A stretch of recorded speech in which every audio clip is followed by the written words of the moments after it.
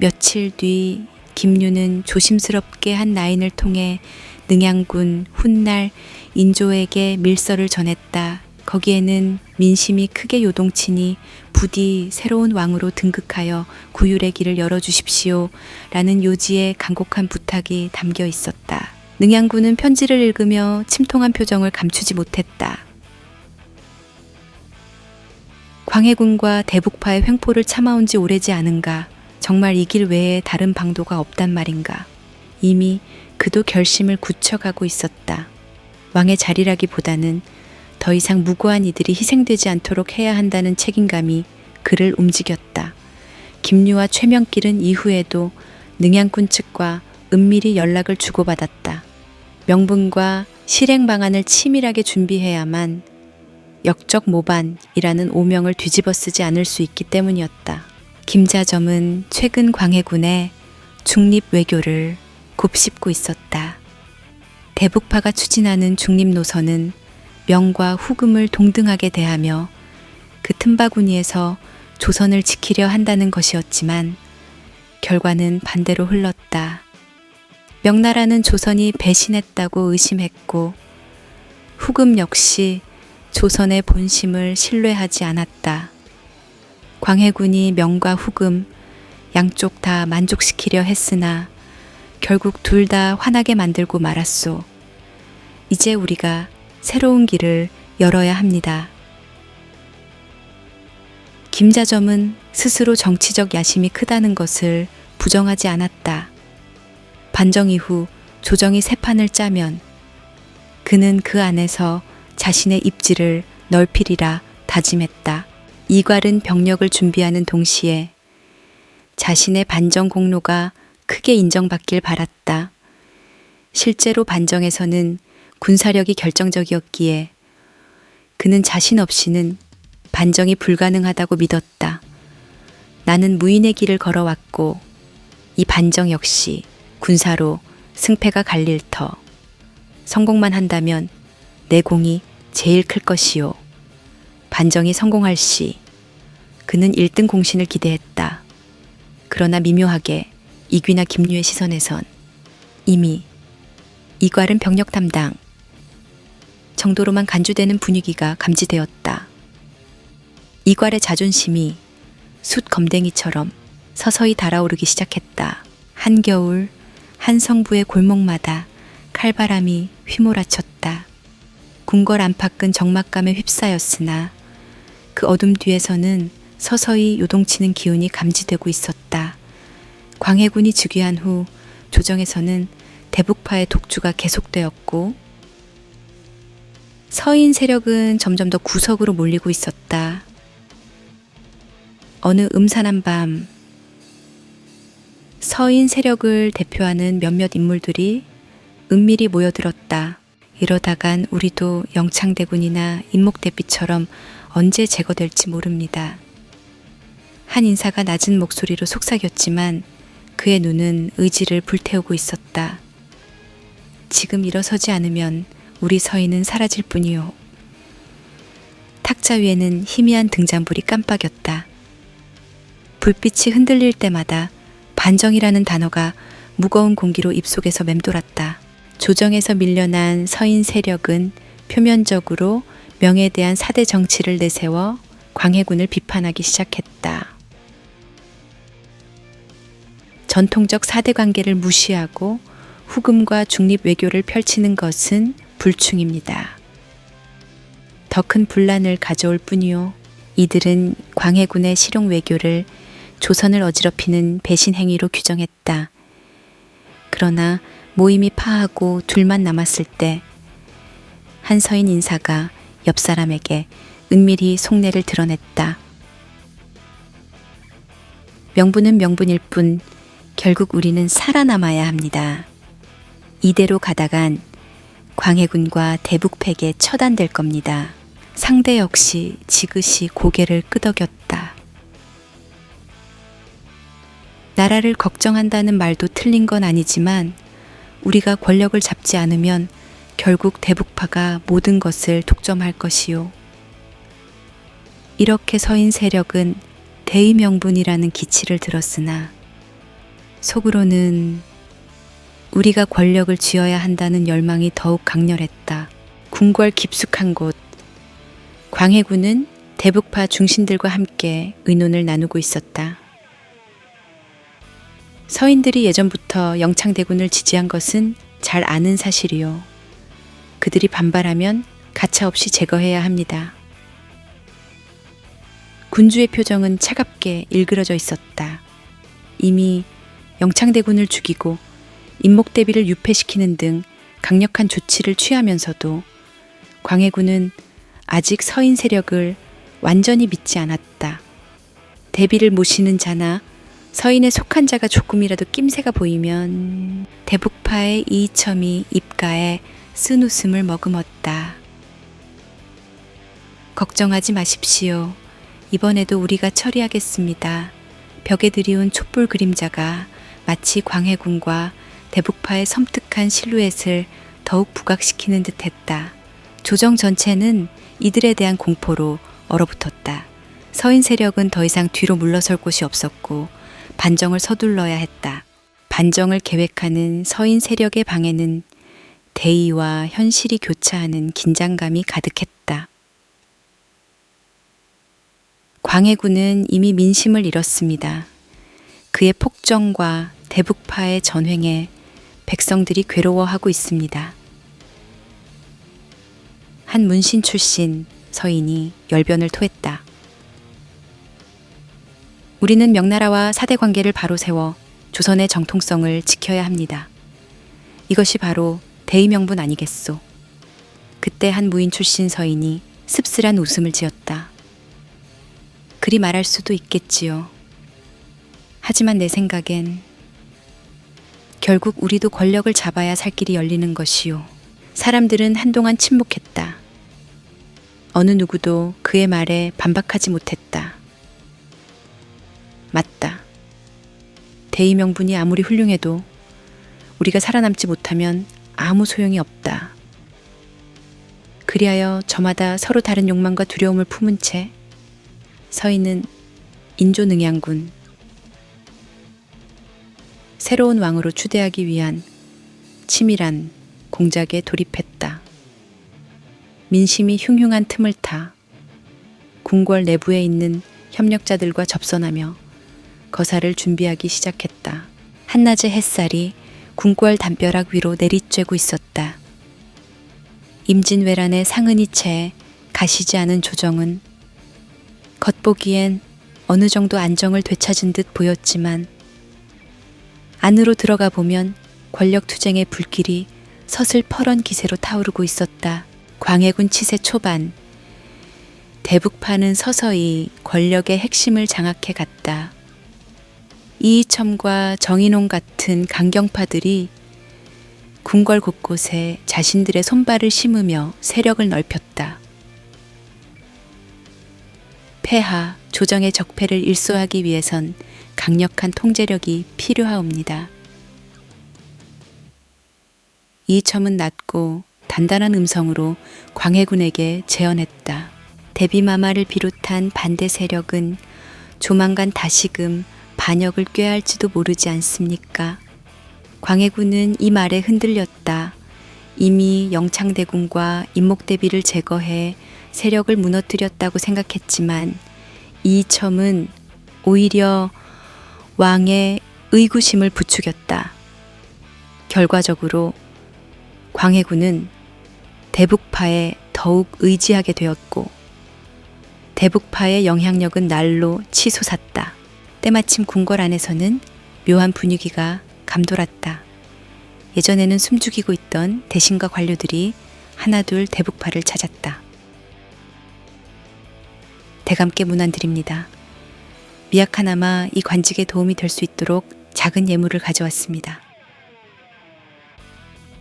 어느 젊은 문신은 대북파의 핵심 인사에게 공손히 고개를 숙였다. 그러자 그 인사는 미소 지으며 화답했다.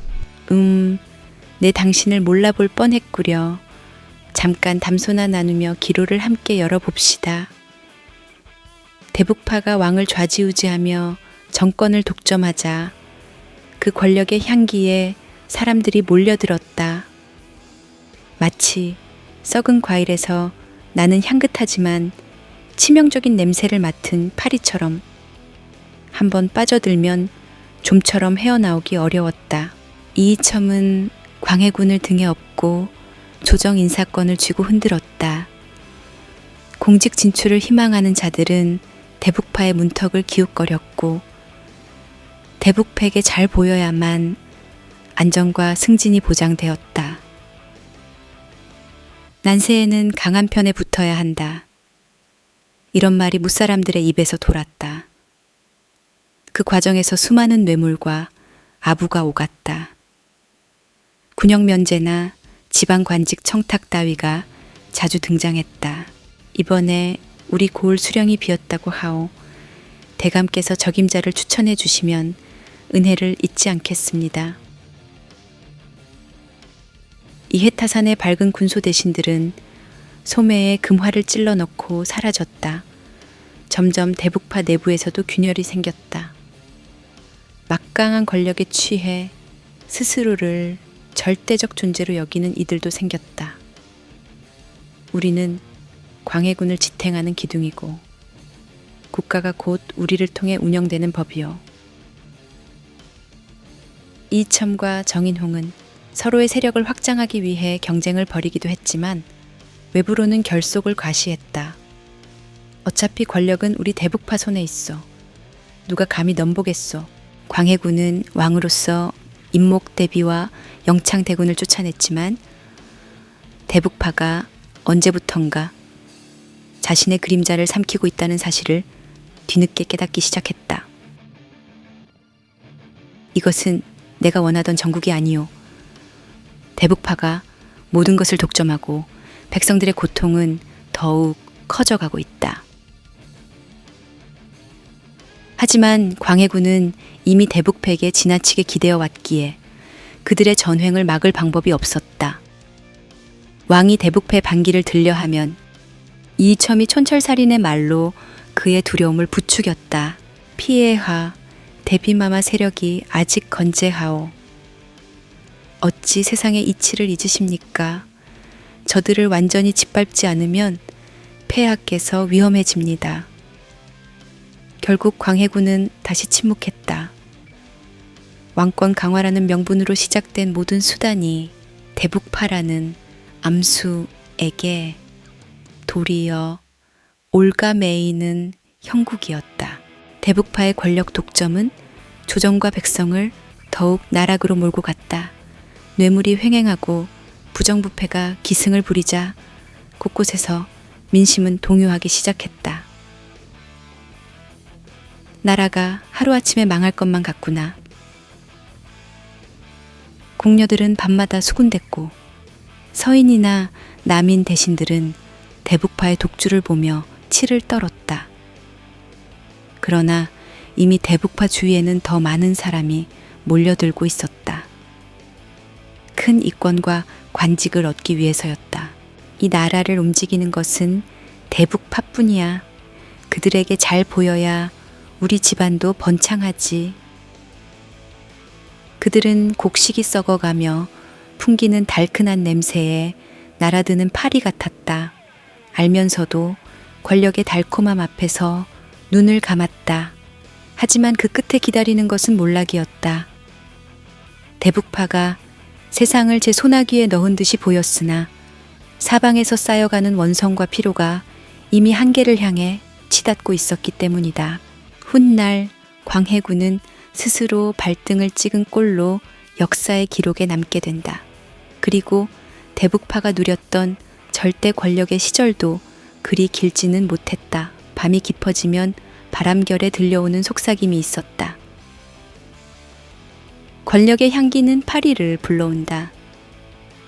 그러나 그 파리떼가 몰려들어 만든 썩은 상처가 결국 권력을 무너뜨릴 것이다.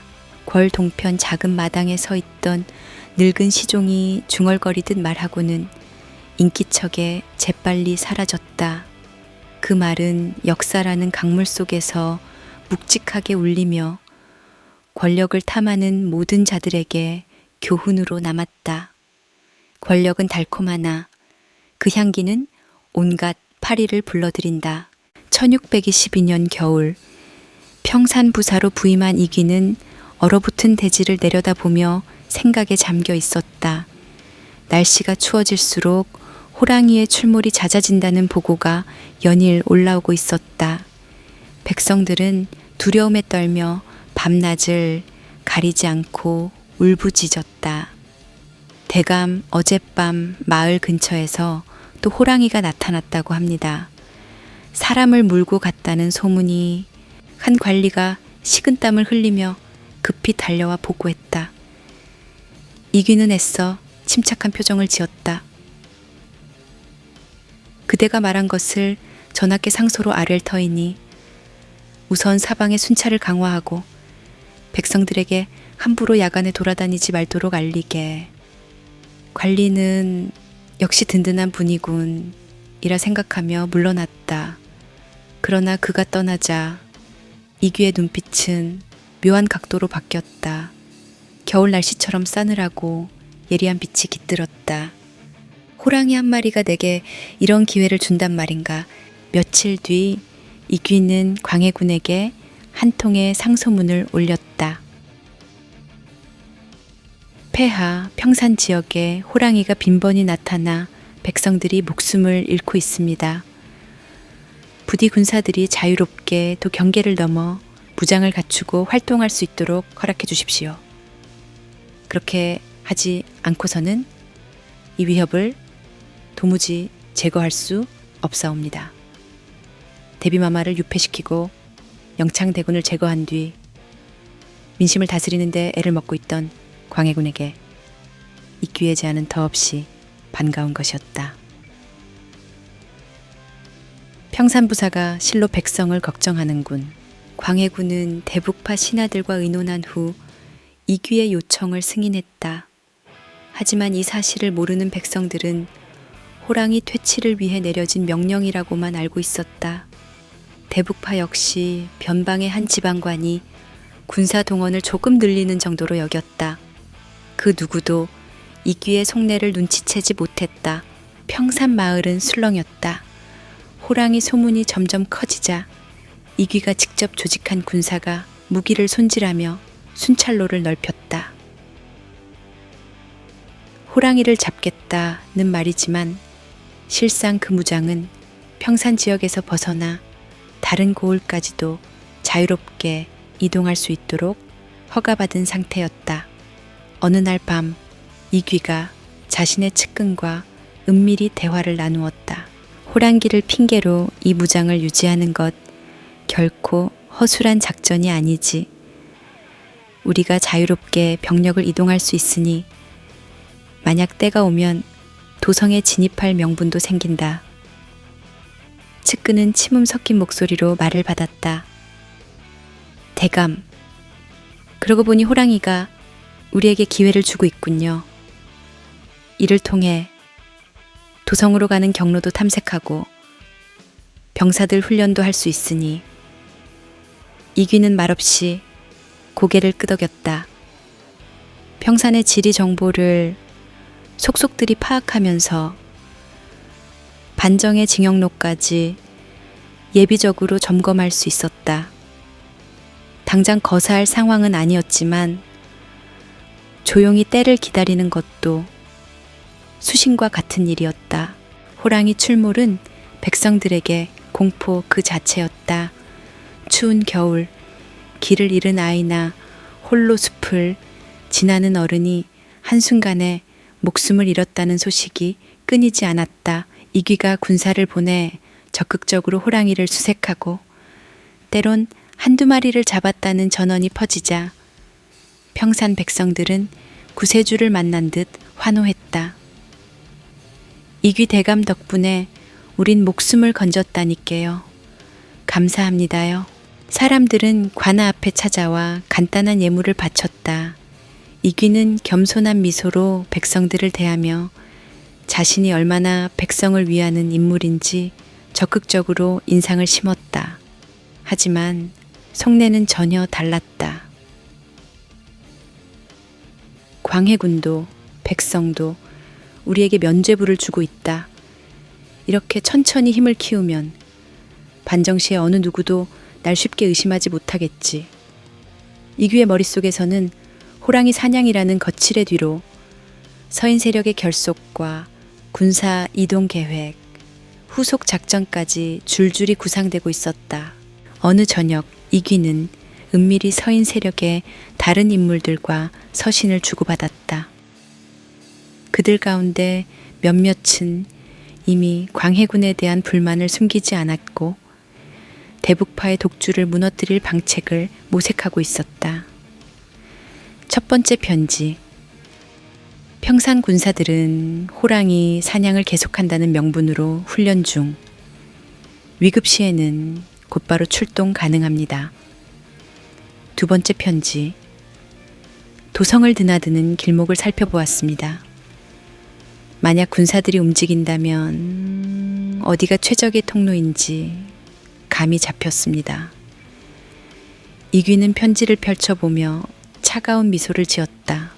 호랑기가 선물해준 소중한 기회가 아닐 수 없군.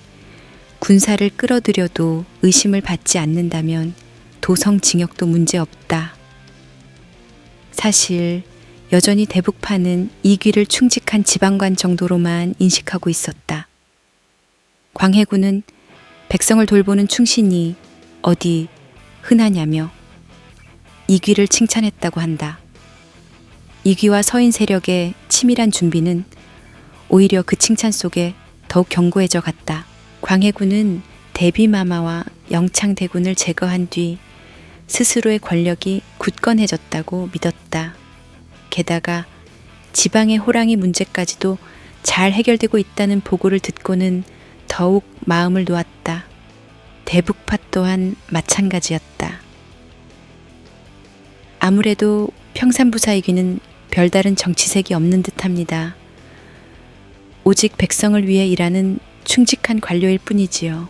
이런 근시안적 판단이 서서히 조정 전체를 마비시켰다. 결국 그들은 방심했다. 반면 이귀는 자신이 쥔 병력과 재량권이 커져가는 것을 즐겼다. 호랑이를 통해 얻은 명분이 이렇게까지 완벽하게 작동할 줄은 그도 미처 예상하지 못했다. 어차피 이 권력의 향기는 한낱 더 덮을 뿐 광해군과 대북파는 몰락할 날만 남았구나. 1622년 겨울이 지나고 봄이 오기 시작했다. 눈 녹은 산과들에서 호랑이 자취가 점차 줄어들었다. 백성들은 한숨 돌렸지만 이귀의 머릿속은 더욱 분주했다.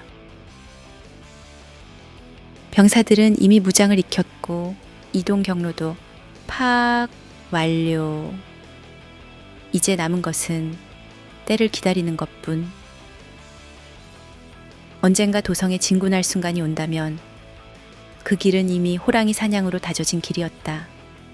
백성들에게 영웅이 된 이귀와 그의 군사들은 의심받지 않고 반정의 불길을 일으킬 수 있을 터였다.